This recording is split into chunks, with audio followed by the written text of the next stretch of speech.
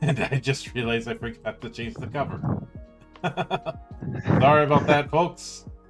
Totally fine. Give me a minute. There we go. That was embarrassing. And welcome, ladies and gentlemen, to the monastery, the open bar of the internet, the world's greatest shit show, and the place where we, the good brothers and sisters of this most holy of temples, seek enlightenment through the drunkest, craziest, and most batshit ways possible. I am your one and only gaming monk, better known as Mildra, and with me is a couple of returning good brother and sister duo into the temple. They are the double-headed monster behind 13th Moon Games. In the blue corner, Rachel Roach Henderson, and in the red corner, Stephen Kelly. How are you two doing tonight? Doing okay. Thanks for having us here. Absolutely. Doing wonderful. Thank you. Thank you for coming on and braving scheduling hell, because I wanted to do this while the Kickstarter was running, but by the time I found out about it, my schedule for each day leading up to that was completely packed. No, that's right. totally understandable. Oh, this is why I keep telling people. This is why I have told people at times, do not dawdle when it comes to guaranteeing a date and time with me, because by the time if you take your sweet time, somebody else is going to fill that spot. I get it. Even more so in the wake of that whole OGL fiasco. A lot of people decided to say, screw this, I'm going to make my own game. Yeah, I get that. Mm-hmm. And, well, we're in the middle of Zine Quest, so that makes things even more interesting. It is. Yeah. No, it's been a very interesting time for games the last 2 years or so. Mm-hmm. Well, unless you're somebody like Ben Riggs, but nobody wants to be Ben Riggs. Not even Ben Riggs wants to be Ben Riggs. Okay. He was the guy who, when all the OGL stuff happened, said the golden age of D&D is dead, and I'm like, what we're dealing with is just a return to what happened back in the late 90s when TSR went belly up. Stop being a baby. I wouldn't necessarily say that D&D is over. I think, though, that it has opened up possibilities for smaller publishers of games that aren't D&D, and I think that's exciting. That's why I make the comparison with the 90s. When TSR went belly up, it didn't kill TTRPGs as a whole. If anything, it diversified it. Because then you started seeing White Wolf and a bunch of other companies start to fill in the gap. Yeah. But moving past that, so this is the third time I've had you on. The first was for the original Coven and Crucible, then for Unbound, and now for Beyond. And I will resist the urge to make a Bed Bath & Beyond joke, because I'm pretty sure someone in your Discord has already done it. Actually, you would be the first. We haven't had that joke just yet. So you are the originator of it. Do me a favor and shame your entire Discord then.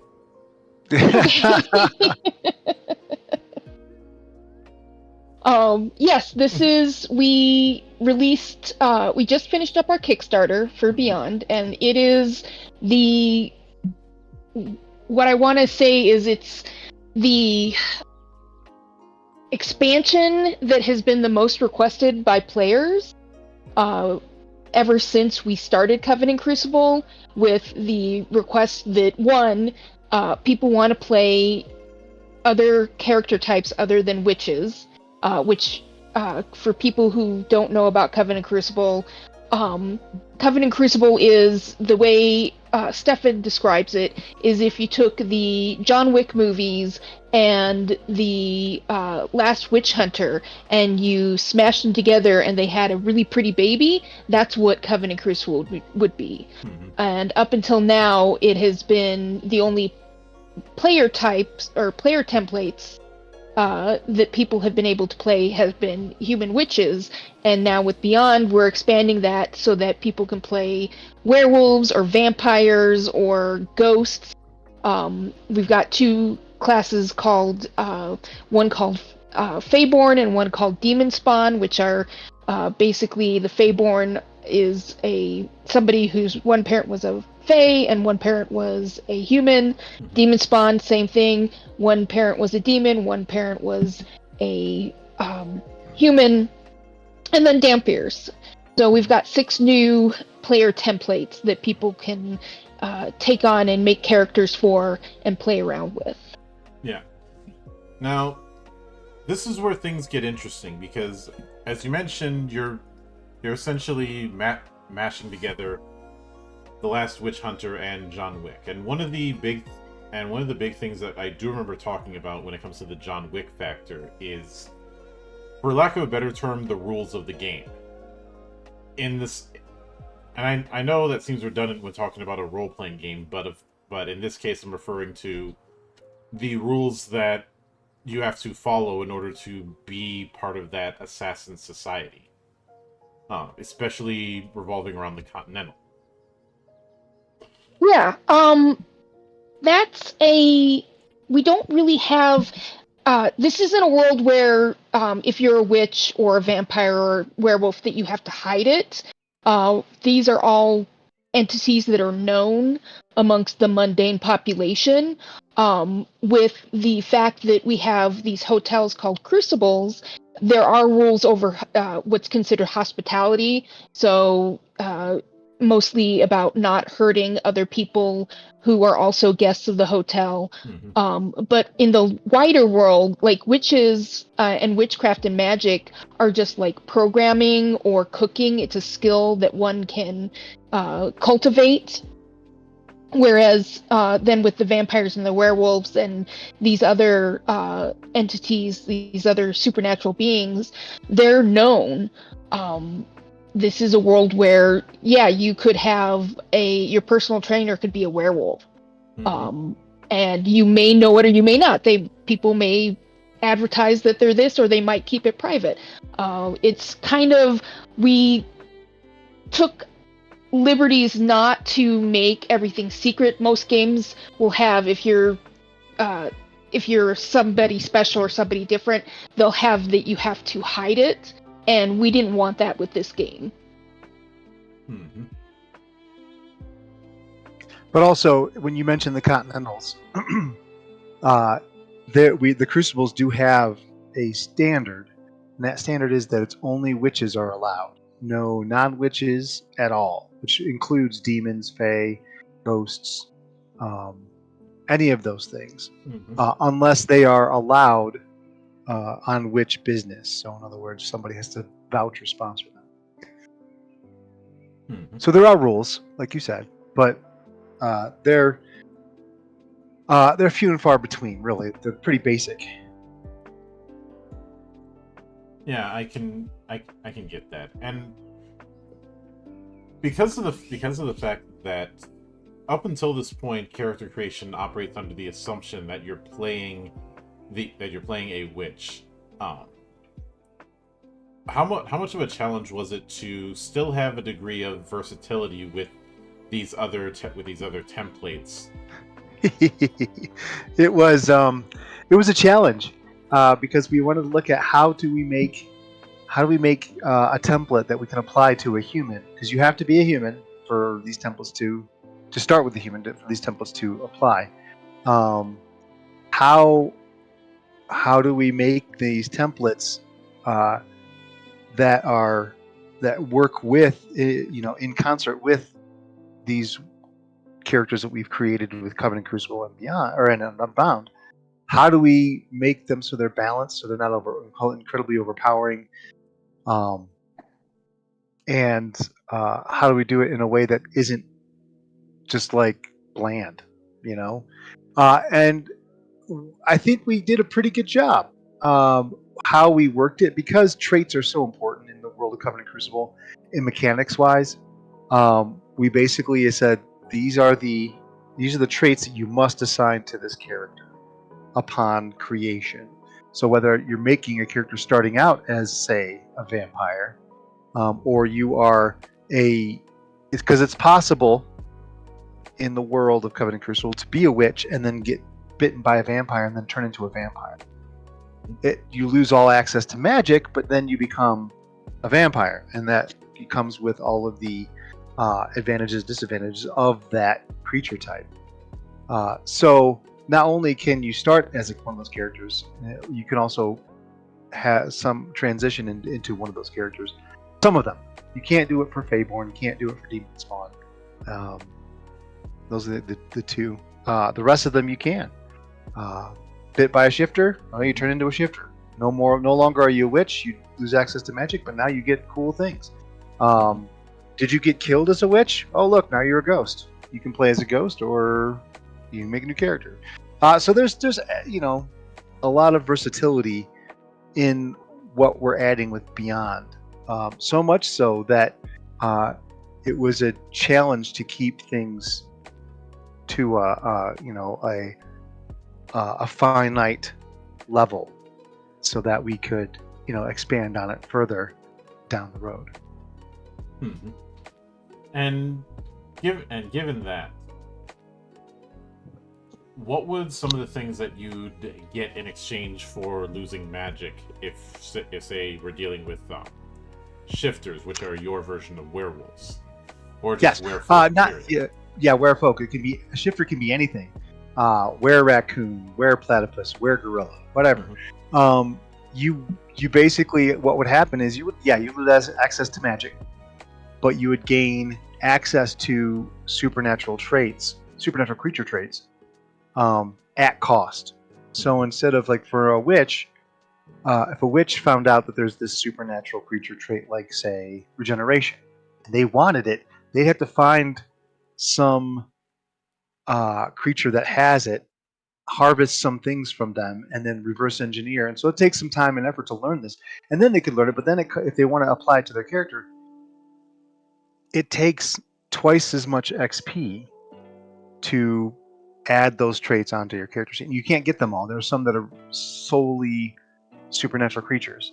While becoming a shifter means you become a supernatural creature, which means then you gain access to all those traits. You gain access to some immediate ones, specifically like vulnerability to silver, regeneration, shifting. You have to choose an animal form, things like that. But then there are other traits that you get access to as well, just depending on the type of shifter you are and how you work that out with your ST. So that's a pretty big trade-off, because supernatural creature traits are pretty awesome. Mm-hmm. Now, is it a case where if you become a shifter, you have one particular alternate form and that's it, or is there the possibility in advancement to get other forms? No, it's one form, one animal form, essentially. And we've actually written about and talked about it was Roach's idea. She wrote one morning, she just looked over at me and said, "We have to write about size economy." And I'm like, okay. And had no clue. So Roach, why don't you talk about size economy? Okay. So yeah, the idea that we have and that's going into the book is that yes, you can be whatever creature that you can conceivably come up with. Like, we've had some of the players in our playtest have come up with ideas of, like, were snails, like the giant African snails that you see. Mm-hmm. Could you be were snails? And what I decided is that there's got to be a certain amount of cohesion between the size of the person and the size of the animal that they're taking on. The whole kind of, like, keeping the mass the same or similar. So, like, in the game, we mention that there's this gang of were-raccoons, and they all, when they're in their human form, they're all short, scrawny guys.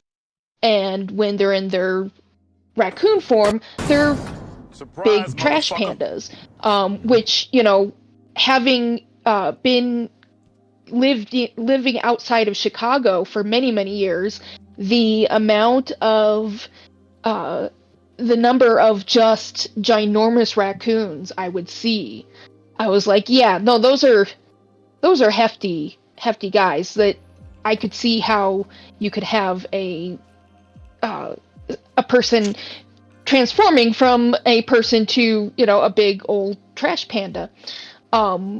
But we did, put in limits that you can only be one animal form. Although we do have other traits where there's a vampire trait where you can turn into, you're a vampire, but you can turn into, I believe we have a wolf, a rat, and a bat. What? No mist? Oh, we have a we mist do form have too. mist form. We have that too. That's a different trait. That's a different trait. Coven and Crucible is very much a trait-heavy system, which traits are things that you can take to then give you certain powers and certain functionality. We introduced in Unbound this idea of supernatural creature grafting, which we expand on more in more detail in Beyond, that you can graft on supernatural limbs. You can graft on a carapace, these other things, and you can do this as a witch. And so we have one player who, her character, they have all sorts of, they have like a tail, they have, multiple arms, they have become something truly almost, basically inhuman by using these supernatural grafting traits. So to get back to the shifters, while you can only be one type of animal, you can there's still plenty of traits to give you various other functionality and various other powers that you can use to create the type of character that you want exactly. Mm-hmm. I can certainly get that. So it sounds like even though you're not going to be switching between animals, there's the fact that there's potentially more you can do with that form as you develop. Yes. Absolutely, we have traits that will expand on, things like controlled transformation, where you can actually transform other than the full moon. There's things where you can speak in your animal form, stuff like that. Yeah. Now, here's where I have to address a certain elephant in the room that's decided to break into my monastery and crash on my couch. Cool. So, alternate form concepts is a popular fantasy across many TTRPGs. Mm-hmm. But it's not one that's explored as much as it probably should be, because for a lot of games, the alternate form is treated as a whole separate character sheet, which can get a little bit unwieldy at times. Oh yeah. More so if you're dealing with multiple alternate forms, which is part of the reason whenever alt form gets brought up in superhero games, I can feel myself internally screaming, and in some cases fighting the urge to suplex my players. Okay, maybe not suplex. That would be fighting, but technically speaking, giving someone a bear hug is not fighting. But how do you address that particular thing so that things don't get too overwrought or too fiddly when it comes to the alternate form? There is no statistic or mechanical difference. It's all story driven. So you just described, okay, so that's why we talked about size economy, because there's like a 6 foot muscle bound bodybuilder is a werewolf. When he transforms into a werewolf, he's gonna look like a tank of a wolf, right? Like a dire wolf almost. A brick shit house of a wolf. Right, exactly. So nothing changes on the sheet. The only thing that changes is knowing what you can and can't do, which is, and it stays the same whether you're in your human form or your animal form, aside from things like communicating. Mhm.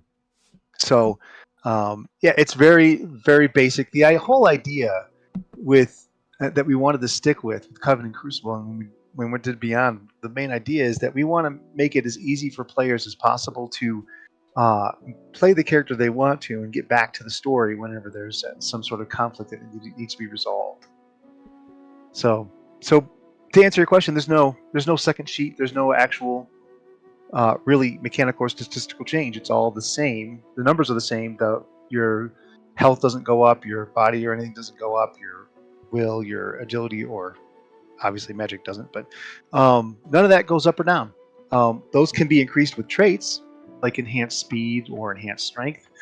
That is a supernatural creature trait you have access to as a supernatural creature. Powerful trait will increase the caps of those attributes, so you can go above what the cap normally is. So there's stuff that you could get access to that can enhance your character, but no change mechanically or sheet wise. It's all story. Mm-hmm. Yeah, we specifically wanted to create a game that is very much invested in the storytelling aspect and in the collaborative storytelling aspect. So having that there's a lot going on mechanics-wise, which Stefan did an awesome and continues to do an awesome job with. I'm more on the storytelling and the world-building side of things, and we really want people to be able to tell awesome stories about magic and witchcraft and be what it means to be human with these new character templates. What does it mean that you are a were-tiger, or what does it mean that you're a ghost? And we really want people to be able to tell stories with our game and not be bogged down so much on the mechanics of it. The mechanics are there to support the storytelling, not vice versa. Mm-hmm. I can certainly get that. When it comes to vampires, in the Kickstarter page you mentioned that they don't have to worry about crosses or garlic, though they do have to worry about vampire hunters. I know with shifters they still have the vulnerability to silver. What vulnerabilities would the vampire have? Would it mostly be like the thirst, like an equivalent of the thirst, or something else? The vampires, their vulnerability is similar to werewolves in that they have a vulnerability to silver. So I didn't want to get into like the garlic and the crosses and the holy water and like why is it crosses, because also with Beyond, the other part of Beyond is we're taking it international. Mm-hmm. Both the core book and Unbound were both very Western European and North America heavy. So we wanted to, and people said, yeah, but we want to play in the wider world. Where's the wider world here? So when you get into questions like, well, why is it a cross? Would a Hamza hand or the evil eye work as well? I didn't want to get bogged down into those kind of details. So I chose the vampires to be very much like the vampire, to have what is considered the mainstays of a vampire, what their genetic makeup really is, having the vulnerability that sunlight will kill them, having the fact that they have, the only way to kill them other than sunlight is a stake through the heart, cutting off their head. Other things that just didn't seem to really fit with that, like the garlic idea. They can be seen in mirrors, they can be seen on video, that sort of thing. I wasn't as interested in exploring so much as the idea of you have this character who has to feed off of people. There's just, that's it. Now we also have different types of vampires. We have an energy vampire. We have a magic vampire. We have a couple other different types of vampires that feed differently, and so sort of like the colored quartz in Dresden. I'm not familiar. Maybe I've never read any Dresden. I constantly get told that a lot of Coven and Crucible bear similarities to Dresden, which is one of the reasons why I've been reluctant to read it, because I'm like, I don't want... I feel like I would read it and then either feel like I was ripping it off or that it was too close or something like that. One of these days I'll get to the books because people always recommend them to me, but at this point I have not read any of the Dresden novels. Yeah. And I know that makes me probably a bad geek, but there you are. I don't know. One of my dear colleagues that has been doing paid GMing for years and only recently watched the Lord of the Rings movies. I watch them every year, and but he does. Yeah, and I have back to vampires. Back to vampires. They have like you said, they have the vulnerability to silver. And then they have solar urticaria, which is the sunlight thing. And then they have what's called consumption, which means they have to consume something. Most of them are blood vampires, but then we do have we wrote about we have magical vampires, which if you were a witch and then you were bitten by a vampire, there's a chance you could become a magical vampire. At which point, where instead of blood, you can feed off of the magical energies of creatures who cast magic. So there's that. And there's the emotional vampire, the psychic vampire, which feeds off of the thoughts of others. There's the energy vampire. So there's a whole bunch that you can choose from. But then, of course, what are the benefits of being a vampire? Well, obviously, you can regenerate. You don't die, and you are technically undead, so you don't have to eat, drink, or sleep. So, or breathe, for that matter. Yeah. I'm glad you clarified the sunlight thing, because we've seen different variations where in some cases it instantly kills them, in some cases it just weakens them to the point that they're no stronger than a normal human. Oh no. Solar urticaria in the game, the trait it doesn't take very long. Like it will once exposed, your fatal reaction to exposure to the sun, trolls turn to stone, vampires turn to ash, etc. They take 1/3 of their max health level total in damage per round of exposure. When it reduces your health, they suffer the prescribed fatal effects. They turn to ash, trolls turn to stone, things like that. So it absolutely is deadly. You don't want to get stuck out in the sunlight. And all I can think of is the UV ray thing doing a more directed but similar approach when it comes to vampires. Like a UV lamp could almost be considered. I think that we've I don't know. I'm not a big fan of that whole. I'm going to bring a UV lamp and toast vampires in their lair. But I am a big fan of mirrored sunlight. So I guess it's it is what it is. And it's another one of those. That's another one of those areas where we also leave a lot up to the storyteller and the players to then decide. So a storyteller may be like, no, I'm totally cool with using a UV lamp to take out these vampires. It's just because we find certain aspects as, we don't like them or we're not keen on them. If it's not in rules as written, then we're saying, you run the game the way you want to run the game. I mean, that's the whole point of having a TTRPG, is to run a game that everybody's going to enjoy. And Well, Rule Zero has always been a thing, even if some people want to try and dismiss it. Um, and the people who want to dismiss it, well, it's a free country and you're free to be wrong. But when it comes to some of the mixed templates, like Damphir, for instance, what's their relationship when it comes to, say, sunlight? Is it still deadly to them, or is it only just very painful? Oh, Dampier. They don't take it. They are basically, Dampier are essentially, mechanically speaking, they are a vampire template without the solar urticaria. That's it. They're still susceptible to silver. They still have the consumption, but they can go out in the sunlight. They're daywalkers. Mm-hmm.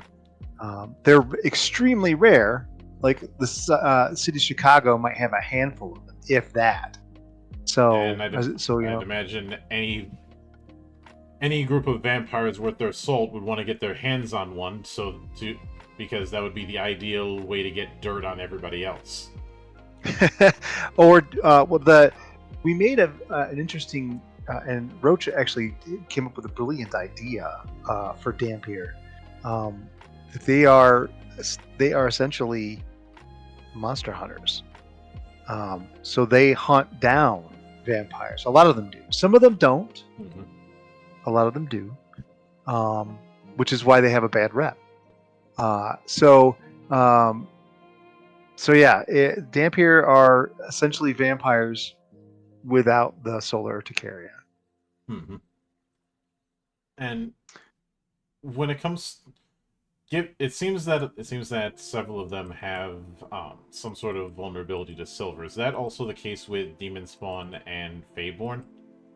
Well, no. Demon Spawn, they don't have a vulnerability to silver. They have a vulnerability to iron. As do, Feyborn. Mm-hmm. Their vulnerabilities to iron as well. Is to iron as well. So that they're different in that aspect, because we wanted something. We didn't want it to be silver across the board, but we wanted it to be something that was, something that was relatively related to, some kind of flaw, like the Feyborn, like the true fair. Cold iron is a thing for them. For Demon Spawn, we kept it as iron because it just seemed like, trying to come up with some other reason or some other thing would take away from playing one rather than add to it. So we just kept it as iron because we wanted to give them a vulnerability. That's the mixed ones. Yeah. And with that in mind, when it comes to Demon Spawn, what sort of traits would they end up getting? What sort of advantages would they end up getting? When you become a Demon Spawn, there are 3 traits you have to take immediately, which means you either go into XP debt for them, or any banked XP you have goes toward them. One of them is the healthy trait, which means they're more robust, so their human side. Mm-hmm. And then regeneration 2, and then vulnerability to iron. So, but then they have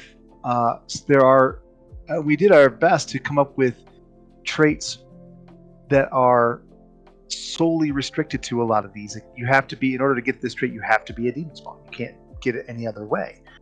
Like Demon Sense or Infernal Traveler. So like a Demon Sense means you can look at a demon, you can look at somebody or a creature, even shifted ones or disguised ones, and know whether or not they're a demon. Infernal Traveler just means you can easily go between the mundane plane and the infernal plane. And then they have like Thick Skin, which means you also,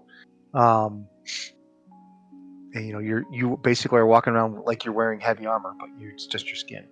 Mm-hmm. Stuff like that. So. Yeah, I can. And they're also. Oh, good. Oh, they're also whether you're Demon Spawn or Feyborn or any one of these supernatural templates, you do also have the ability to access the other supernatural creature templates or traits that we have. So, powerful and enhanced speed, enhanced strength, that sort of thing, to help kind of build out your character, so that if you want to have a demon spawn who is this big, the classical red skin, got the forked tail, got the hooves and the horns, and is just a brute, you can pull those traits that'll help you build that. Or if you want to have a demon spawn who hides what they are, you can pull in like the shape change trait, which allows the demon spawn allows an individual to change their appearance.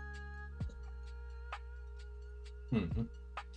Yeah, I can certainly get that.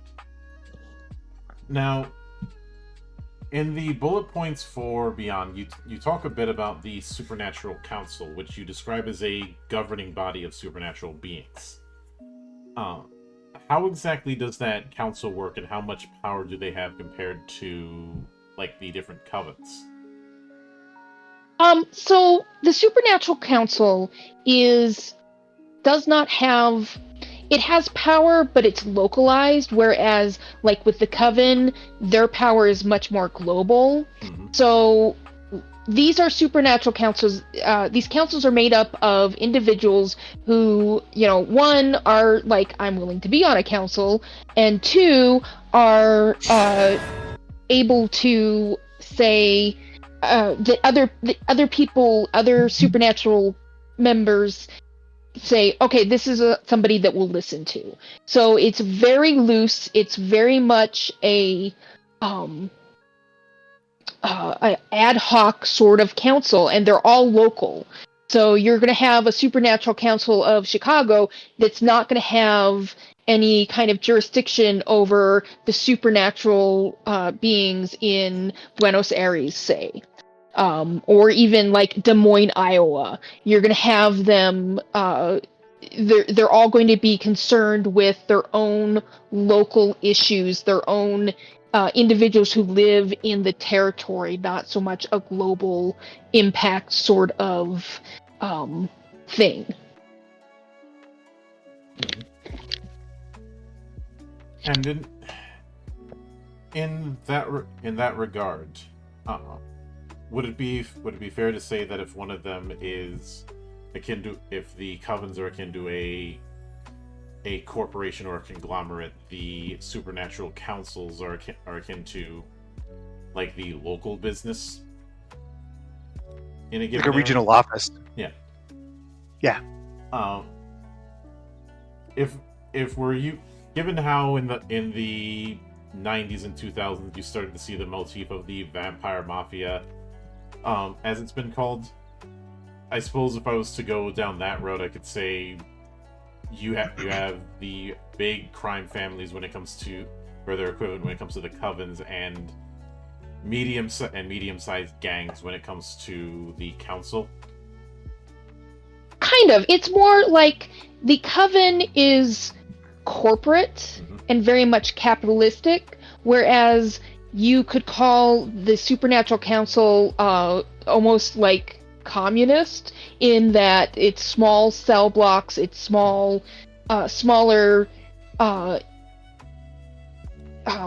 organizations that are just concerned with their locals. So yeah, you could kind of say that they're more like a small gang versus a large multinational criminal syndicate. Mm-hmm.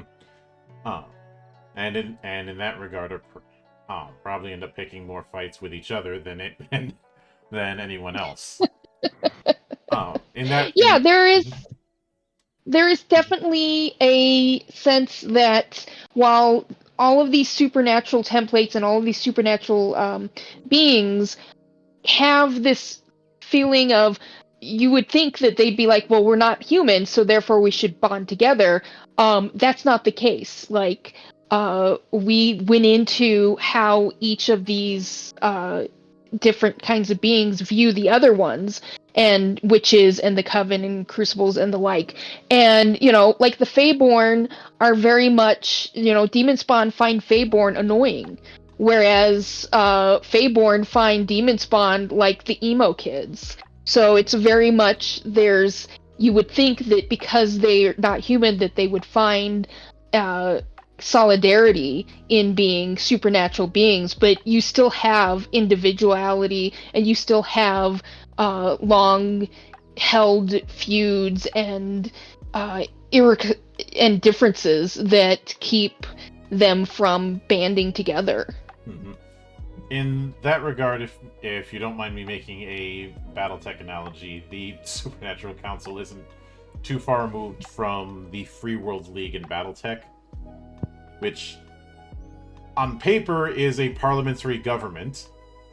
In practice, because of 200 years of emergency powers granted to the Captain General, who is usually from the Merrick noble house, it ends up being a military dictatorship with a lot of planets under a self-rule policy.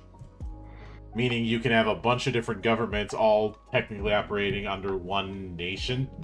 Some a theocracy, some a democracy, some a dictatorship, and all having to be in the same region. Meaning they tend to fight each other more than they fight anybody else. Well, and that's really what the Supernatural Council is kind of meant to address. But again, because you have that kind of infighting, that kind of outfighting, and these different supernatural beings not really trusting others, that's why they have the Supernatural Council, is to try to address that and bridge that. And yet it's because of these adversarial feelings, it limits how much that's the reason why the Supernatural Councils aren't a global entity, why they're local, is because unlike the Coven, which kind of just steamrolls over and is almost at this point too big to fail, the Supernatural Councils just can't get everybody on board to the same ship. Mm-hmm.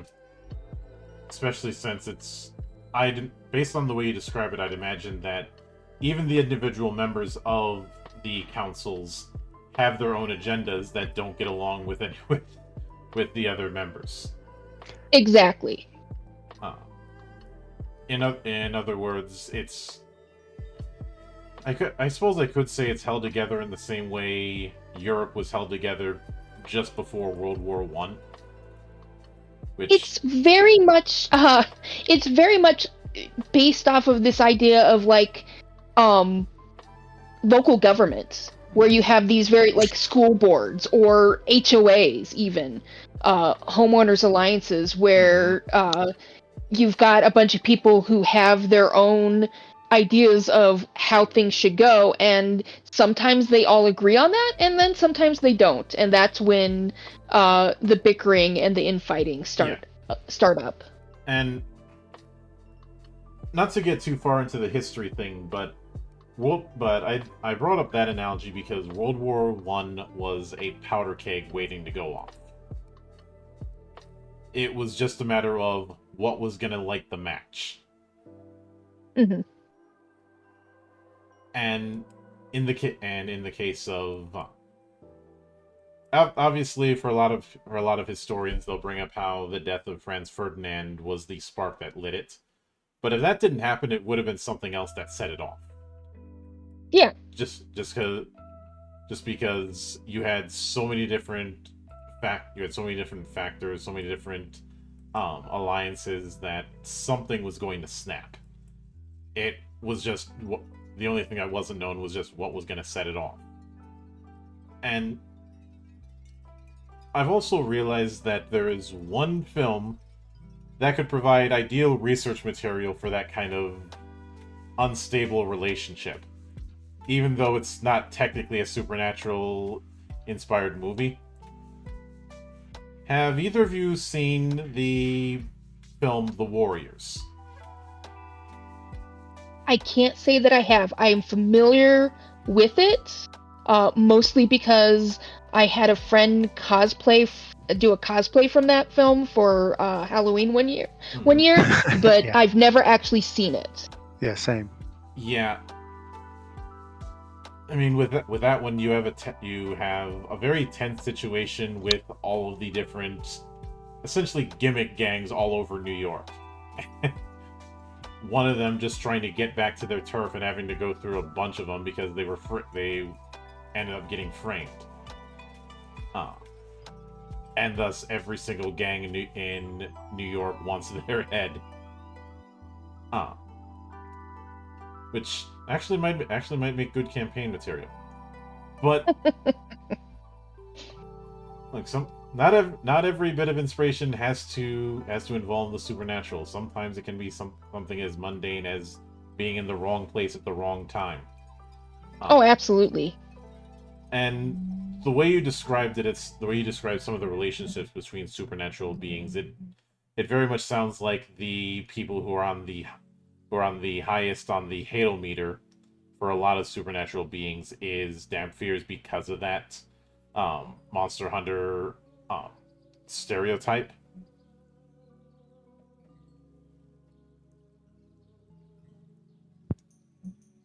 Yeah, that seems pretty accurate. No, because they end up hunting various supernatural beings. A lot of people don't like them. Is the closest thing to unify. I mean, that was the historical. Historically, that's where they were. Like Roche wrote a wonderful history about it. But historically, the way in the back before time, one was created specifically to hunt supernatural creatures. So yeah, that's a thing that they have that's been assigned to them for generations of history. So yeah, we with Beyond we go into the history of where a lot of these supernatural beings come from, and like the idea that vampires have been around as long as there have been humans, like where shifters are the same way, that these are not they're supernatural, but they are not, they have a connection with humanity. That's again one of the broader themes in Beyond, is that you may be a supernatural being, but you still have that human connection. And what does that mean for your character? I can understand that. Now, I do want to offer my congrats on how well the campaign ended up doing, because you were asking for 2,500 and managed to get 3,000 and change.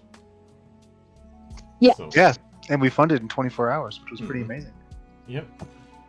Yeah. No, it was really gratifying to, this is our third Kickstarter campaign. It's our smallest one that we've done, but also it's expansion, and it's a smaller book than our previous ones. And we're just really excited to be able to finally dive into these expanded templates and into the expanded worlds, bring this so that the people who have been asking, well, I want to play a vampire, I want to play a shifter, that we have now provided them, or will be providing them with the tools in order to do so. Yeah, I can get that. And what would you be shooting for as far as a release window? We're looking at May.